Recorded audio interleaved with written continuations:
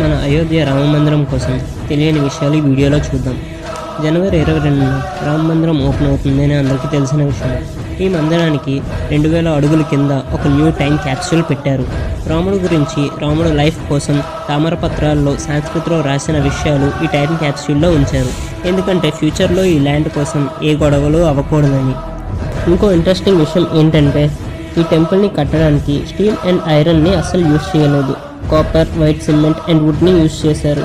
Steel use చేస్తే steel structure 50 నుంచి 100 సంవత్సరాల వరకు ఏమవ్వకుండా ఉంటుంది. కానీ మన అయోధ్యలో ఉన్న రామ మందిరం థౌజండ్స్ ఆఫ్ ఇయర్స్ ఏమవ్వకుండా ఉండాలని కాపర్, వైట్ సిమెంట్ అండ్ వుడ్ని యూజ్ చేశారు. మెనీ ఓల్డ్ టెంపుల్స్లో ఈ ఫార్మాట్నే ఫాలో అయ్యారు. రామ మందిరం టోటల్ బడ్జెట్ 900 crores. ఇంకా మన రాముడు విగ్రహం అండ్ టెంపుల్ని కట్టిన విధానం కోసం తెలుసుకోవాలంటే మన యూట్యూబ్ ఛానల్లో ఉన్న ఫుల్ వీడియో రాబోతుంది. ఆ అప్డేట్స్ కోసం లైక్ చేసి సబ్స్క్రైబ్ చేసి